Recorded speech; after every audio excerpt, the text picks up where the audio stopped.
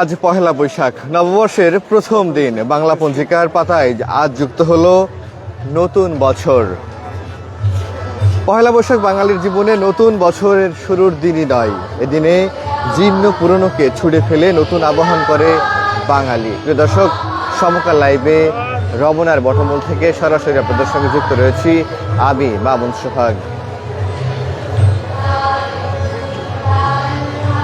এবং আমরা দেখেছি ভোরের আলো ফুটবার পর থেকে এখানে হাজার হাজার মানুষ জড়ো হয়েছে বাঙালিয়ানা এবং যেই নতুন বছর, বাংলা নতুন বছর, সেটাকে বরণ করে নেওয়ার জন্য তারা কিন্তু ভালোবেসে আপন করে নিজের যেই বাঙালিয়াত, সেটা সব কিছু মিলিয়ে আমরা সকাল থেকে দেখেছি যে মানুষের যে উচ্ছ্বাস এবং মানুষের যে কী পরিমাণের ভিড়।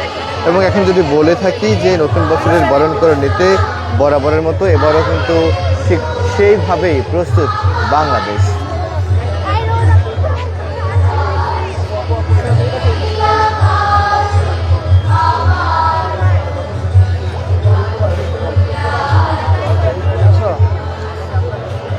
মুছে যাক গ্লানি, এভাবে বিদায়ী বছরের আহ্বান জানাই বাঙালি।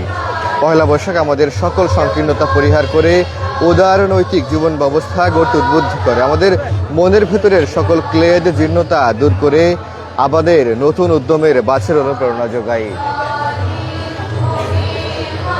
প্রিয় দর্শক, অনেকেই আমাদের এই লাইভটি দেখছেন, কে কোথা থেকে লাইভটি দেখছেন লিখে জানাতে পারেন। একই সঙ্গে আমাদের কথা ঠিকমতো শুনতে এবং লাইভটি ঠিকঠাক দেখতে পারছেন কিনা সেটাও কিন্তু লিখতে পারেন। যদি বলে থাকি পহেলা বৈশাখ বাঙালির অন্যতম একটি চিরতরিত দিন এবং এই দিনটি একটা উৎসবে পরিণত হয়েছে, যেমন কিন্তু এবারও তার ব্যতিক্রম নাই। এবার যে আমরা যে বাঙালি, বিশ্বের বুকে এক গর্বিত জাতি, পহেলা বৈশাখের বর্ষবরণে আমাদের মধ্যে এই বাঙালিয়ানা নতুন করে প্রাণ পায়, উজ্জীবিত করে।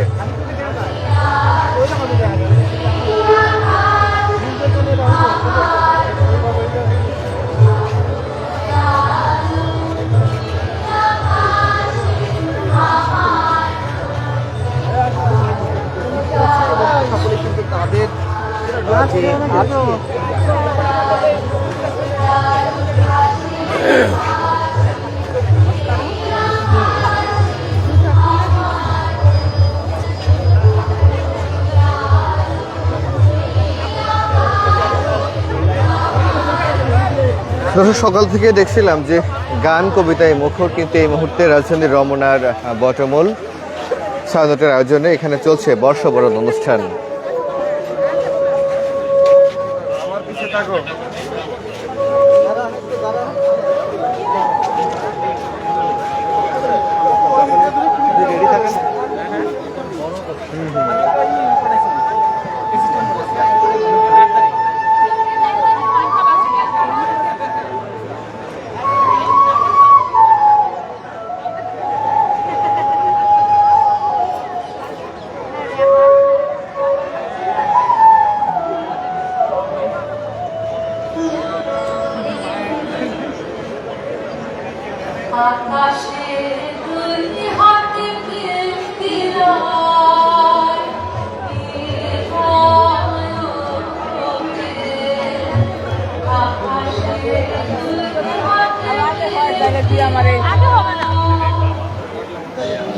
লাইভ আছি ভাই।